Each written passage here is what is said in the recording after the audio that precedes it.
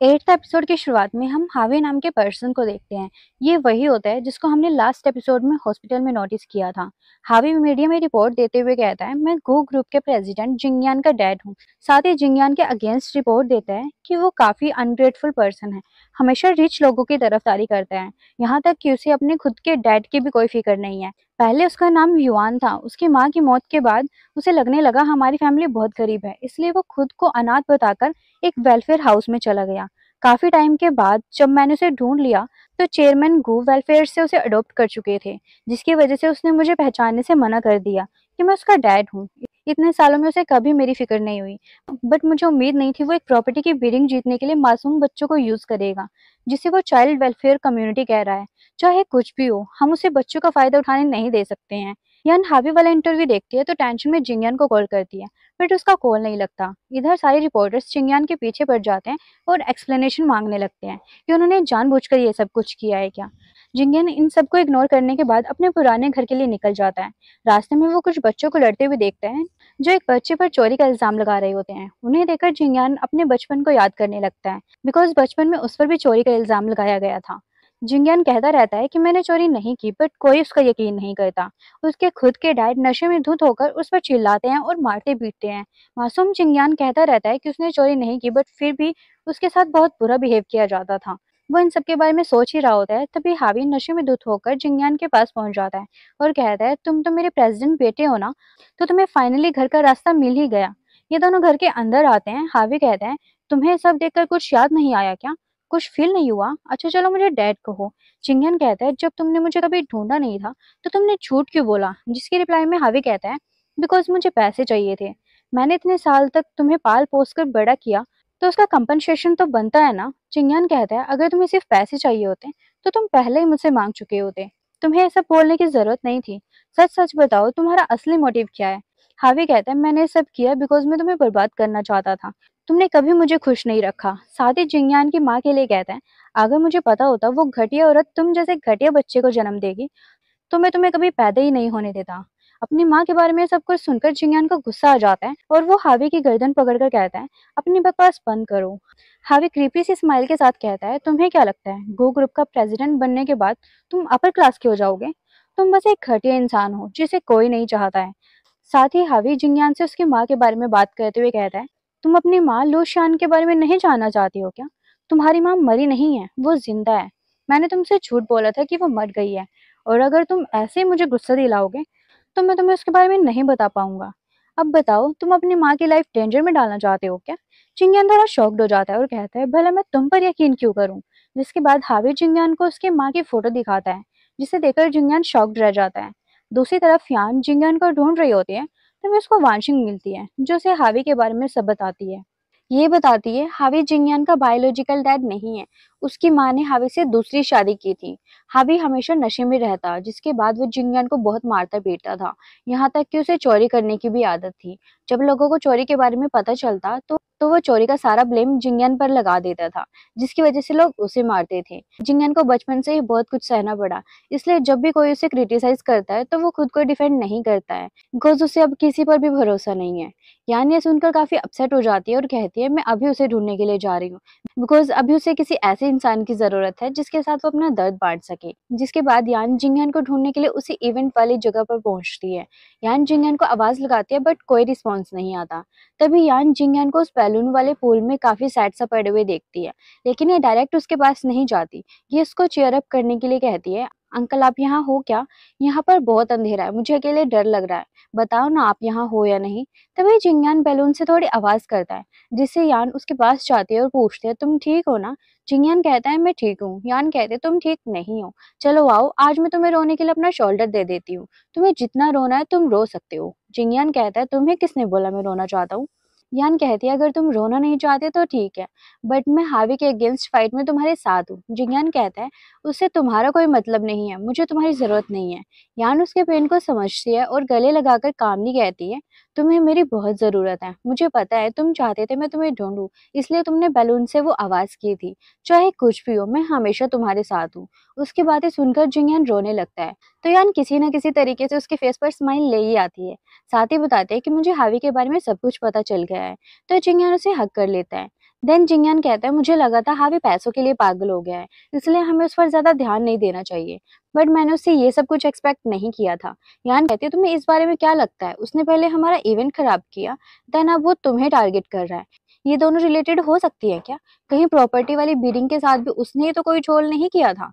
जिंगन कहते तुम सही कह रही हो, बट मुझे बिडिंग वाली बात में शिन यान पर भी शक है। यान कहते हैं हावी के जरिए हम सच्चाई का पता लगा सकते हैं। जिंगन थोड़ा सैड हो जाता है, तो यान कहते हैं मुझे पता है तुम उसे फेस नहीं करना चाहती हो, लेकिन तुम चिंता मत करो, अब मैं तुम्हारे साथ हूँ। जिंगन स्माइल करने लगता है एंड सीन यहीं कट हो जाता है। नेक्स्ट सीन में यान हावी वाली वीडियो ग्रैंडपा को दिखाती है, जिससे वो काफी गुस्सा हो जाते हैं और कहते हैं उसकी हिम्मत कैसे हुई ये सब कुछ करने की, वो बार बार हमारी गू फैमिली को चैलेंज कर रहा है। इन सब के बाद जिंगन को लाइव स्ट्रीम में जाकर उसे सबक सिखाना चाहिए, जिसके रिप्लाई में यान कहती है जब हावी फाइट करना ही चाहता है तो अंकल जिंगयान की जगह लाइव स्ट्रीम में मैं उसे फाइट करूंगी। ग्रैंडपा कहते हैं ठीक है, साथ ही उसे हावी के अगेंस्ट कुछ डॉक्यूमेंट भी प्रिपेयर करके देते हैं, जिसे देखकर यान काफी खुश होती है और ग्रैंडपा को कहती है कि आप बहुत ग्रेट हो। देन यान लाइव स्ट्रीम के लिए डॉक्यूमेंट रेडी करने लगती है। जिंगयान रात को उसे ये सब कुछ प्रिपरेशन करते हुए देखता रहता है। Scene next day live streaming पर शिफ्ट होता है। यहाँ पर होस्ट और हावी साथ में बैठे होते हैं। होस्ट कहते हैं जिंगयान आज भी लाइव स्ट्रीम के लिए नहीं आया। साथ ही हावी से पूछती है आपको क्या लगता है आज वो इंटरव्यू के लिए आएगा? हावी प्रोवोक करते हुए कहता है मैं होप करता हूँ वो थोड़ा रिस्पॉन्सिबल बने और आ जाए। तभी यान यहाँ पहुंच जाती है और हावी को करारा जवाब देकर उसका मुंह बंद कर देती है। साथ ही होस्ट को बताती है मैं शाओयान हूँ और आज यहाँ सबको सच बताने आई हूँ। ग्रैंडपा और वानशिंग भी ये लाइव स्ट्रीम देख रहे होते हैं। यान पब्लिकली सबको बताती है कि हावी मेरे अंकल का फोस्टर फादर था, जिसने एज अ फादर कभी भी अपनी रिस्पॉन्सिबिलिटी पूरी नहीं की। ये सिर्फ मेरे अंकल को अब्यूज करता था, जबकि मेरे अंकल ने कभी भी इनके साथ कुछ गलत नहीं किया। हावी कहता है तुम मुझ पर झूठे इल्जाम लगा रही हो, तुम्हारे पास कोई एविडेंस है कि मैंने उसे अब्यूज किया है? जिसके रिप्लाई में यान दो डॉक्यूमेंट दिखाती है। इनमें से एक 2003 की पुलिस केस रिपोर्ट होती है, जिसमें डिटेल्स थी कि हावी ने नशे की हालत में अपने बेटे युवान को बहुत मारा एंड वाइन की टूटी बोतल पर धक्का दे दिया, जिससे उसे काफी चोट आई थी और 5 स्टेजेस लगे थे। सेकंड डॉक्यूमेंट वेलफेयर हाउस का होता है, जिसमें लिखा था कि युवान जब पहली बार भागकर वेलफेयर हाउस आया था तो उसकी बॉडी पर बहुत से मारपीट के घाव थे। इन सब के बाद भी हावी वेलफेयर हाउस गया और उसे धमकाकर पैसे मांगने की कोशिश की। जब इसको पता चला कि इसे जिंगयान से कोई बेनिफिट नहीं हो रहा है, तो इसने उसे वेलफेयर हाउस में ही छोड़ दिया, जिसके बाद उसे कभी भी मुड़कर नहीं देखा। ये सब सुनकर हावी पैनिक कर जाता है और खुद को बचाने के लिए कहता है मैंने जिंगयान को मारा था बिकॉज वो चोरी करता था, मैं तो बस उसे डिसिप्लिन सिखाना चाहता था। साथ ही ये एक अपॉलजी लेटर भी दिखाता है, जिस पर जिंगयान के साइन होते हैं, जो उसने चोरी वाली बात को एक्सेप्ट करने के बाद किए थे। यान उसे लेटर देखने के बाद कहते हैं तुमने ये साइन जबरदस्ती करवाए थे। हावी कहता है मैंने ऐसा कुछ नहीं किया था, सारी गलती उसकी है, इसलिए तो आज वो यहाँ पर नहीं आया। शिनमैन ये सब कुछ देखकर काफी खुश हो रहा होता है। जियो भी उसके साथ बैठा होता है। देन हावी उस इवेंट वाले सीन के बारे में बोलने लगता है कि मैं उस हॉस्पिटल से हूँ जहाँ पर वो बच्चे एडमिट है, जिनकी तबीयत जिंगयान की वजह से खराब हुई थी। मैंने अपनी आंखों से देखा था वो पेरेंट्स को डराने की कोशिश कर रहा था।